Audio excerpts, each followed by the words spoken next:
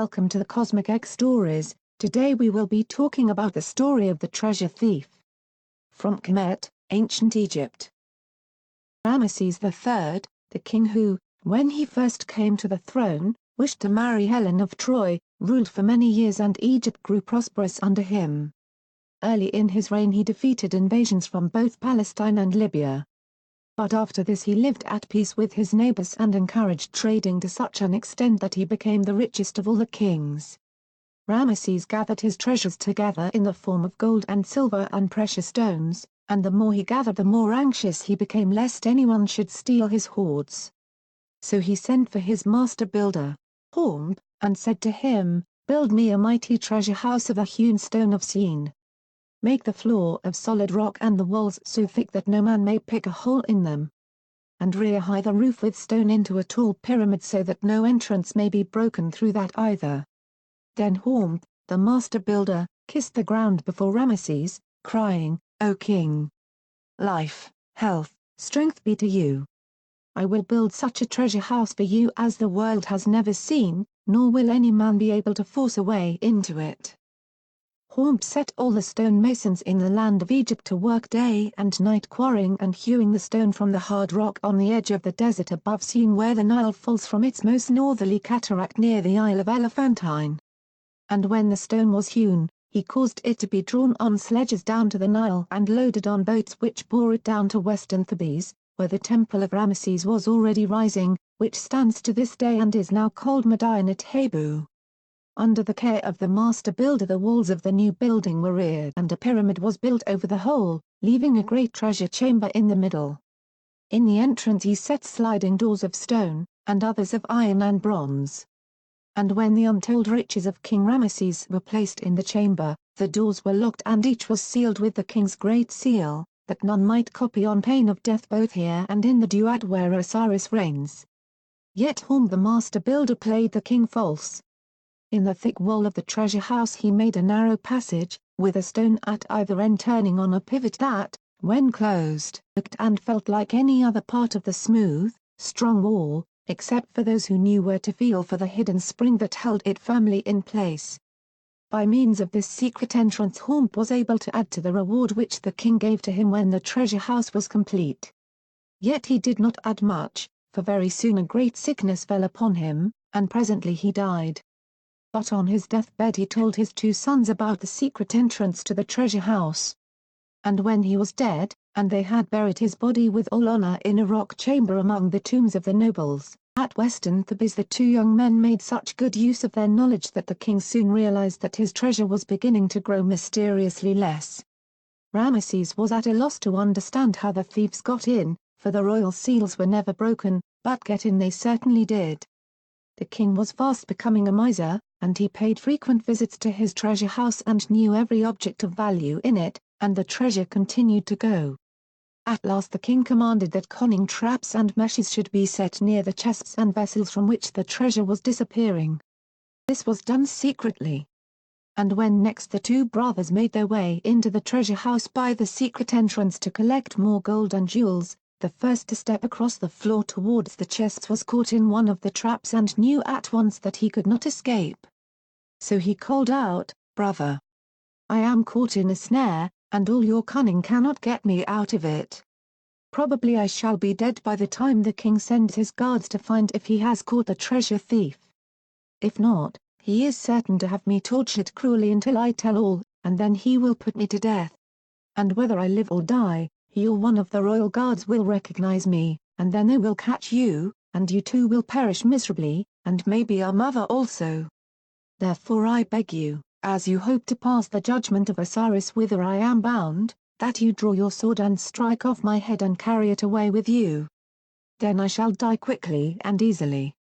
Moreover no one will recognize my body, so that you at least will be safe from the king's vengeance."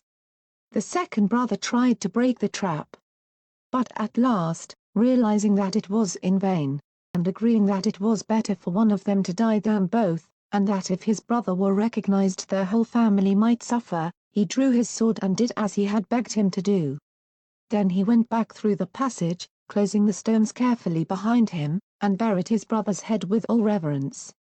When day dawned, the king came to his treasure chamber, and was astonished to find the body of a man, naked and headless, held fast in one of his traps.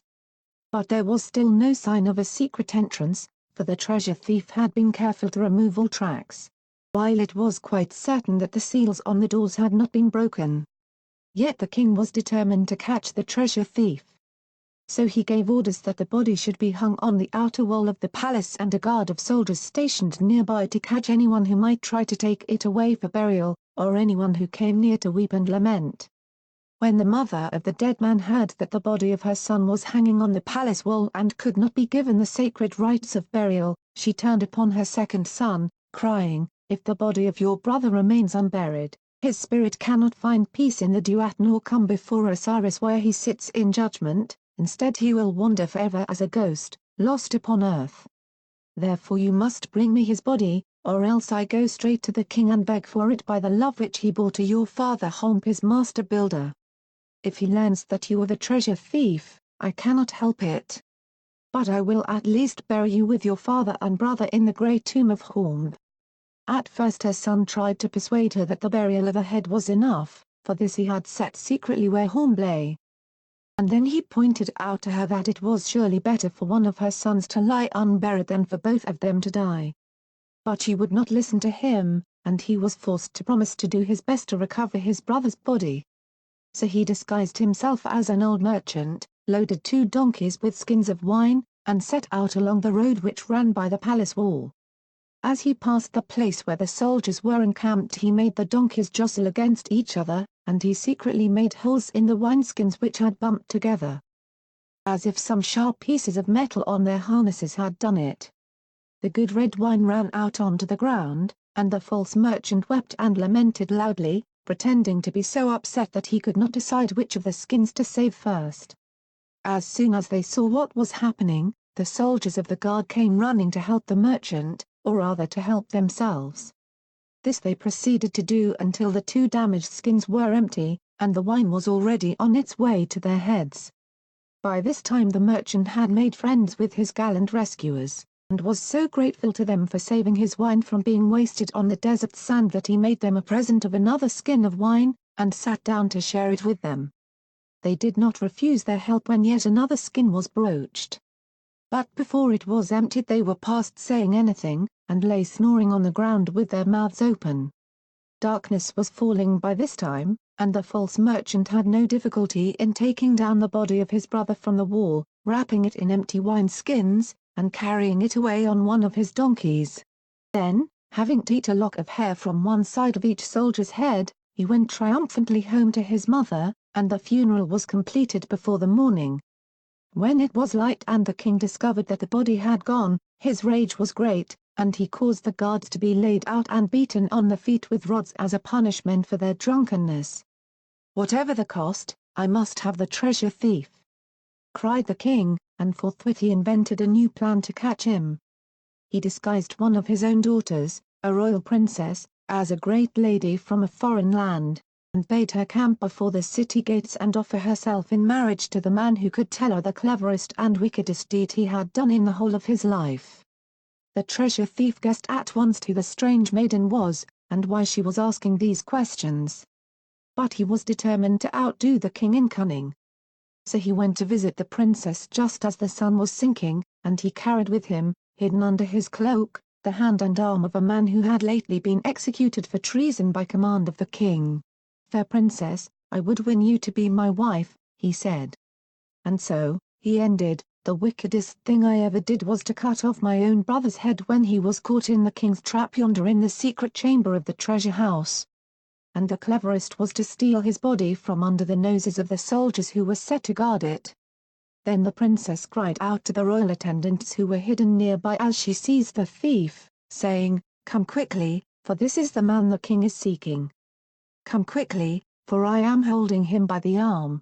But when the king's attendants crowded in with their lighted torches and lamps, the treasure thief had already slipped away into the darkness, leaving the dead man's arm in the princess's hands, and she saw how cleverly she had been tricked. When King Ramesses heard of this further example of daring and craftiness, he exclaimed, "This man is too clever to punish. The land of Cum prides itself on excelling the rest of the world in wisdom, but this man has more wisdom than anyone else in the land of Cum.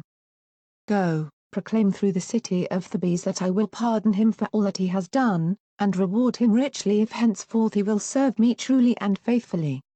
So in the end the treasure thief married the princess and became a loyal servant of King Ramesses III. Nor did he ever have any further need to enter the royal treasure chamber by the secret entrance made into it by Horn the master builder. That's all for today, stay tuned for more and thank you for watching.